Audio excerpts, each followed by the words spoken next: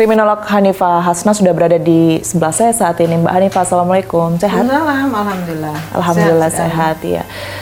Sekarang kita menyoroti ya Mbak ya, tentunya langsung saja ini kasus yang sangat miris tentunya, di mana satu panti asuhan, kita sebut saja Darussalam An-Nur begitu ya, yang kemudian ini belakangan ini menjadi sorotan karena banyaknya korban pelecehan seksual ternyata yang dilakukan langsung oleh ketua dan juga pembina yang ada di situ gitu ya.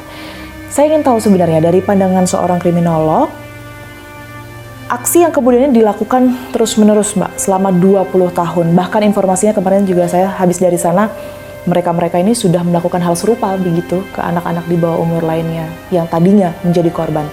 Mbak Hanifah melihatnya seperti apa? Sebetulnya ini adalah kasus yang sangat biasa di suatu lembaga. Menjadi biasa karena sudah banyak terjadi seperti ini, dan biasanya karena relasi kuasa. Yang menjadi tidak biasa adalah kenapa tidak ketahuan atau terendus oleh orang lain. Betul, atau masyarakat selama 20 sekitar. tahun, apalagi lokasinya ini sebenarnya terletak di pemukiman warga yang cukup ramai sekali. Betul sekali. Dan berdasarkan informasi, si pelaku ini adalah orang yang baik, orang yang terkenal santun, dan orang yang sering membuat acara-acara keagamaan. Ini namanya ini bisa disebut dengan pseudo-moralism. Pseudo-moralism. Iya, pseudo-moralism itu adalah kepalsuan moral. Yang ini sangat-sangat biasa juga dilakukan oleh pelaku kejahatan. Jadi dia punya keterampilan sosial yang cukup baik sehingga mereka bisa mengelabuhi masyarakat sekitar untuk melakukan kejahatan. Ini bisa rapi gitu ya, kemarin nggak terbuka, nggak terungkap. Akibatnya kan seperti apa? Sefatal apa Mbak Hanifah? Yang pertama, trauma. Trauma ini membuat seseorang anak ini kehilangan jati diri. Terus ketakutan, tidak bisa tidur, ya hal-hal yang normalnya trauma. Tapi yang paling berat adalah dia bunuh diri. Dan yang paling membahayakan masyarakat adalah dia menjadi pelaku. Baik Mbak Hanifah, ada ancaman lainnya Mbak yang kemudian kemarin juga sempat disinggung ya oleh beberapa pihak, salah satunya anggota kepolisian yang menyebut ada indikasi tindak pidana perdagangan orang di dalam situ. Setelah memang ditelusuri, beberapa dari mereka sebagian besar memang betul ternyata masih memiliki orang tua, bukan statusnya bukan yatim piatu begitu. Mbak Hanifah sendiri memandangnya seperti apa? Kalau TPPO sangat mungkin juga ya, karena ini sangat dicurigai dan anak-anak yang diambil juga bukan tetangga di situ. Bukan orang dekat, bukan gitu orang dekat. Itu kan sebetulnya membuat kita jadi heran kan, kenapa ya? Kalau dia mau nolong kan setidaknya orang paling dekat yang akan ditolong, gitu ya. Mungkin dia memang menghindari intervensi dari orang untuk masuk ke situ dan mengetahui kondisi di dalam. Akhirnya dia mengambil dari orang lain.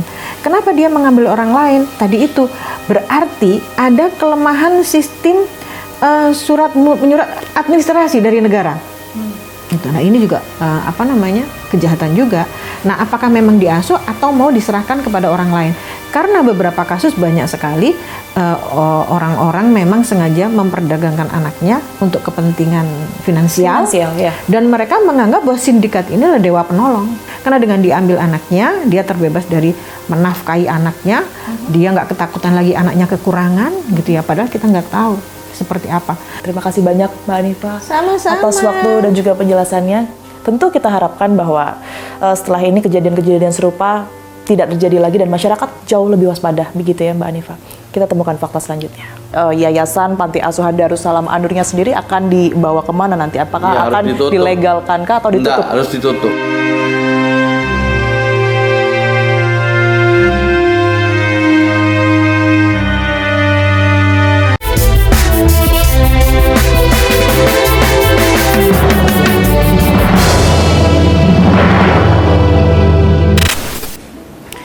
Saya saat ini berada di Gedung Kementerian Sosial pemirsa dan akan menemui Menteri Sosial Republik Indonesia Saifullah Yusuf atau Gus Ipul menanyakan seperti apa kemudian ini pengawasan dan juga penanganan dari pihak Kementerian Sosial berkaitan dengan kasus ditemukannya dugaan pencabulan anak asuh ya di Panti Asuhan Darussalam An-Nur, Tangerang, Banten.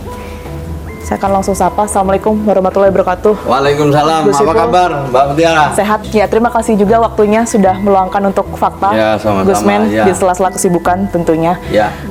Beberapa waktu yang lalu warga ini digemparkan dengan adanya penemuan bahwa dalam satu panti asuhan ternyata ada praktik pencabulan di dalamnya, Iya. hingga bahkan hari ini korbannya terus bertambah, melakukan pelaporan. Iya. Saya ingat bahwa Gus Ipul juga sempat mendatangi langsung, melihat secara langsung seperti apa kondisi di sana. Hasilnya seperti apa? Kita prihatin dan kita harapkan nanti proses pengadilan bisa memberikan hukuman yang seberat-beratnya kepada mereka yang telah melakukan pencabulan ya terhadap anak-anak yang menjadi masa depan kita. Yang kedua, tentu ini adalah momentum yang baik buat kita semua, keluarga Kemensos dan juga pengelola LKS untuk bisa melakukan evaluasi, koreksi terhadap berbagai hal yang terkait dengan tata kelola LKS. Tapi temuan dari Kemensos sendiri dengan kemarin sudah mengunjungi lokasi di sana, mungkin berdialog dengan warga dan juga para donatur ya. Ya. Hasilnya seperti apa, Gus Ipul? Yang pertama, kita bicara data dulu ya. Ada data yang disampaikan oleh KPAI salah satunya ya, yang mengatakan bahwa dalam 3 tahun terakhir ini adalah ada peningkatan kasus. Sebelum itu, waktu saya kemarin itu juga berdialog dengan warga sekitar. Warga sekitar itu antara percaya dan tidak gitu. Di satu pihak melihat pemilik dan pengelola panti ini sangat baik, kemudian juga selalu berpenampilan sebagai orang yang ngerti agama gitu. Tetapi di antara mereka juga sebenarnya melihat ada hal-hal yang aneh, ada hal yang janggal. Kecurigaan dari warga ya? Ada sebenarnya muncul itu, tapi ketutup dengan kebaikannya itu. Apa itu, Gus? Kecurigaan dari warga? Ya, kan mereka awal-awalnya menyekolahkan anaknya di situ, sekolah di TK.